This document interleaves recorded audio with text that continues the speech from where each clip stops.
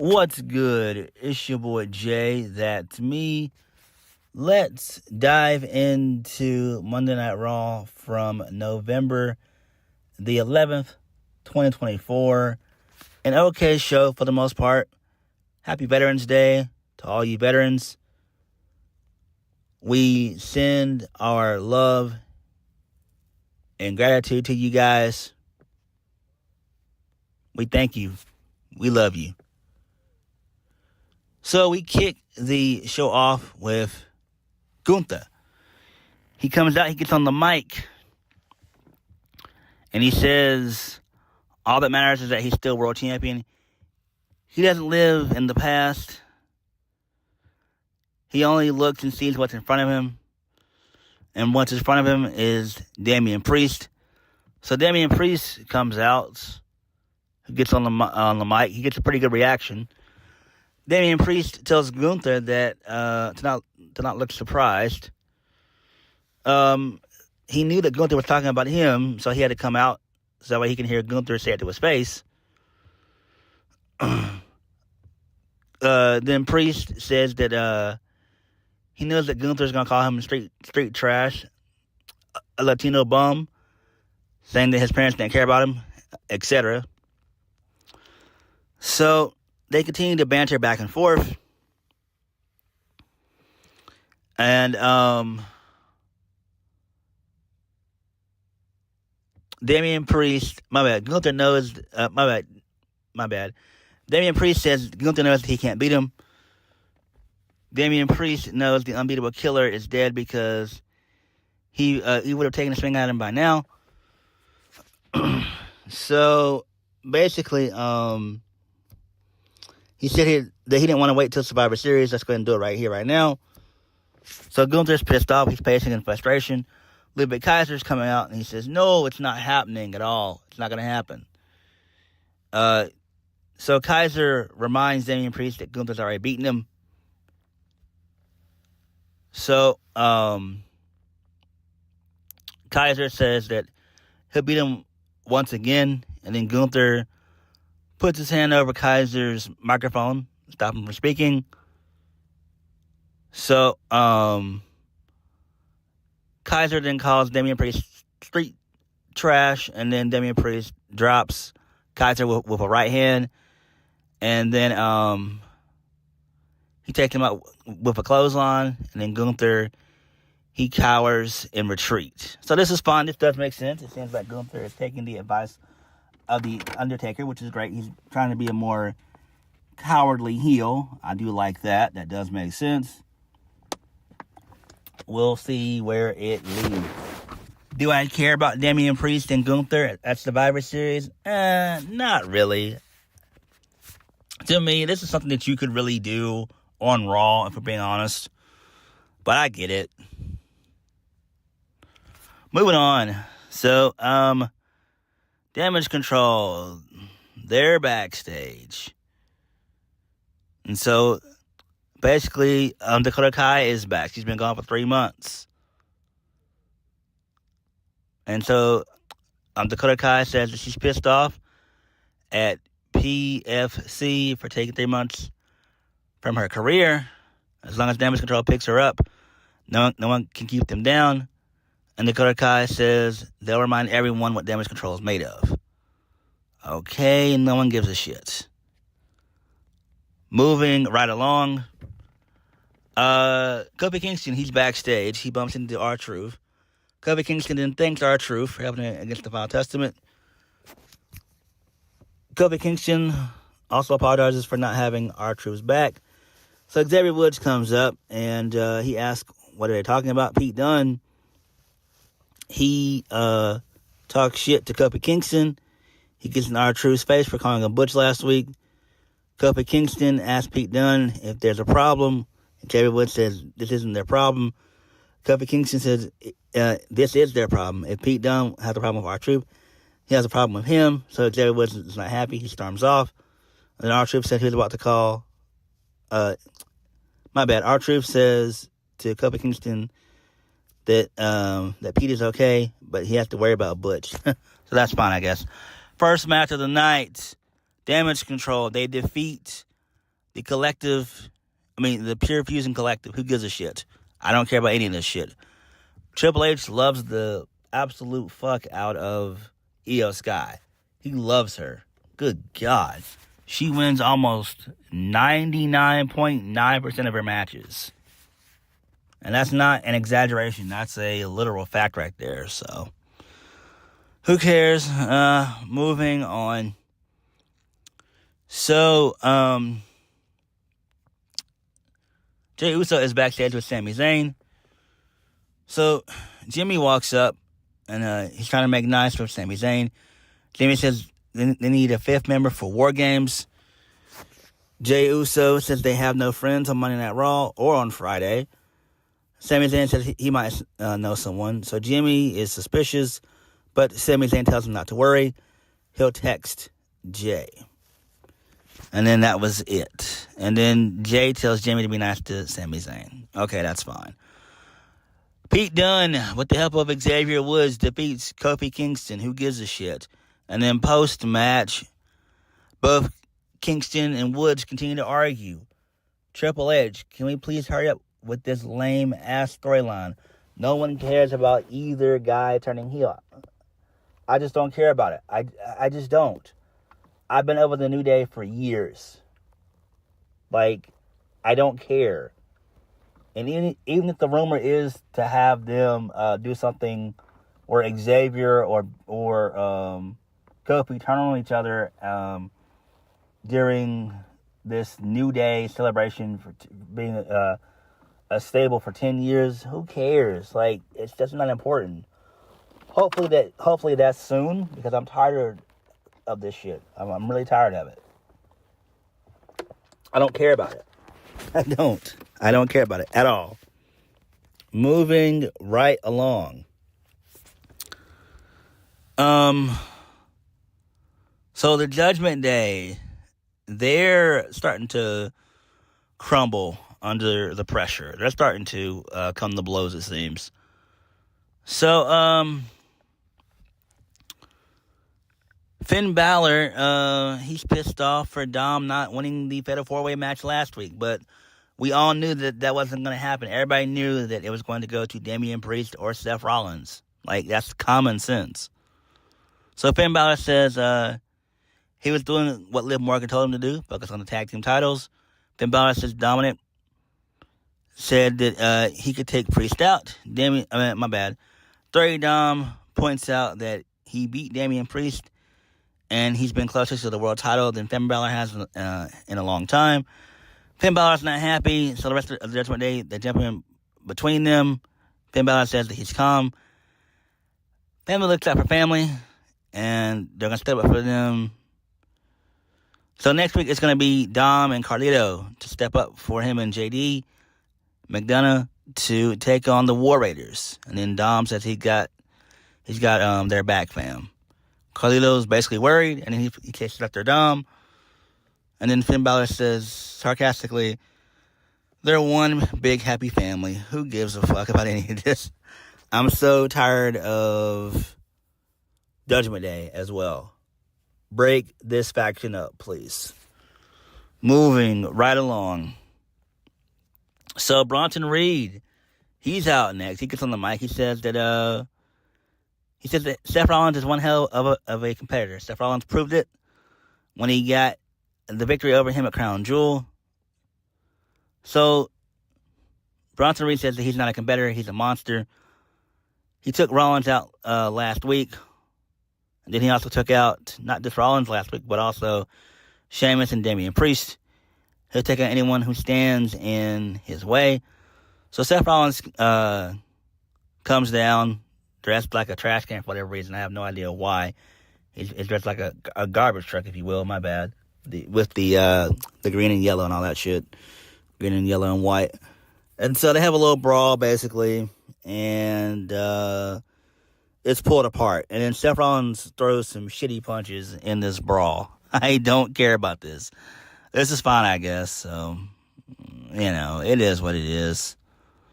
And apparently this is going to be for next week. And next week is going to be a taped show. And I have no idea why. Why is Monday Night Raw being taped? That's so dumb. That's retarded. We need live Raws. For what?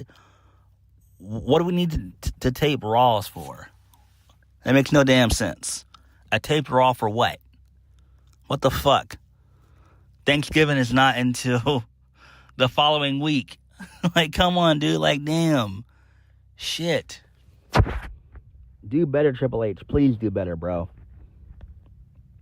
So, Seth Rollins and Adam Pearce, they're both pissed, and they go at it backstage, basically. Pause. Seth Rollins says that he knows that he wants Pearce. He knows that he wants Pearce to make Bronson Reed and him official one more time. So it basically is, and it's going to be solved next week. Okay, I don't understand why. So Sami Zayn, he then walks up to Seth Rollins. So Sami Zayn wants to run a crazy proposition by him. They need a fifth guy for War Games. Sami knows the history of Roman and Seth Rollins. The whole reason he's back with the original Bloodline is because the family bond never goes away. The family bond with Seth Rollins and Roman Reigns still makes them brothers. Sami Zayn's looked up and down the rosters on both Raw and SmackDown, and there's no one else. Sami Zayn thinks that Rollins is their fifth man. Seth Rollins is deep in thought, and he says, I think you're out of your damn mind. And after everything that he sacrificed to take that tyrant Roman Reigns out of power, Sami Zayn wants him to team with them to build Roman back up. Seth Rollins says Seth Rollins knows who Roman Reigns really is. He's shocked that anyone would stand next to him, especially Sami Zayn. After everything Roman Reigns put Sami Zayn through, he has to be blind so as to not see that Roman is using him. Seth Rollins thanks him, and he appreciates Sami Zayn, but the answer is no. So that's fine, I guess. This does make perfect sense. I'm pretty sure Cody is going to be that fifth man, if we're being honest. And I would assume that the fifth man for the Bloodline 2.0, the new Bloodline, is probably going to be either Hikuleo, a.k.a. Tala Tonga, or maybe even Kevin Owens. It's going to be one of those two guys. And no, dumbasses, The Rock is not going to wrestle and be the fifth member for War Games. Not going to happen. Me personally, I don't know why it just can't be a traditional 4-on-4 War Games. It doesn't need to have a fifth guy in there. Moving on, Damian Priest defeats Ludwig Kaiser. Okay, that's fine. Moving on. Post-match, Damian Priest stares down Ludwig Kaiser. He stares down Gunther. My bad. Sorry about that, guys. My bad. He stares down Gunther. So Gunther's playing the cowardly heel pretty good. Moving on. So Braun Breaker, we know why he's not on Monday Night Raw. He's been losing speed matches to Sheamus. Yes, speed matches, guys. They only last 3 minutes. What in the actual hell is Triple H doing? Oh, my gosh. Braun Breaker wants to expand his trophy case. He wished that he could have been the Speed champion. He says, but that ugly idiot bonehead Sheamus got in his way. So, Braun Breaker and Sheamus, they talk shit back and forth. Sheamus says that he's been here 15 years, while Braun Breaker's only been here for 15 minutes. Braun Breaker has momentum, and he reminds me of Sheamus, of himself, when he became one of the fastest WWE champions. Does Braun Breaker have the guts to put the title on the line? That's eluded him for his entire career next week. Braun Breaker says that he wasn't listening, but he wants a title match next week. He's on. Braun Breaker can't wait to kick his old ass. Pause. Sheamus tells the kid to shine out the title real nice because he's taking the title home. Okay, that's fine. Moving on. So, Jimmy Uso walks up to Braun Breaker. Jimmy Uso asks if he has a second, and he wants to talk to Braun Breaker. That is interesting. Moving right along. This is a pretty fun segment here. That being the Final Testament. So, Miz said he's going to take a leave of absence. The Wyatt Sicks let him go after he apologized. This is about his family. Then moved on, and so is he. Karrion Kross says the Miz has given him nothing. Paul Ellering is his family, and the Wyatt Sicks attacked him. Karrion Kross says he's going to break Miz's legs. So, the Final Testament, they grab Miz, pause, and they put him in the ring. And so Miz, he's pleading them off. He's begging for them to have mercy on him. Karrion Kross says Miz is lying to him. Miz is bleeding from the eye, which is pretty cool. So Karrion Kross serves him, and he demands to know where the Wyatts are. So the lights flicker on and off. The Wyatts show up, and they get their asses kicked by the Final Testament. So that's pretty interesting there. My bad. Legitimately got their asses kicked. So I do like that. That is pretty cool. We'll see where this goes. This should be on the card for Survivor Series, but I doubt it. This will probably be on the Go Home show. How much you guys want to bet?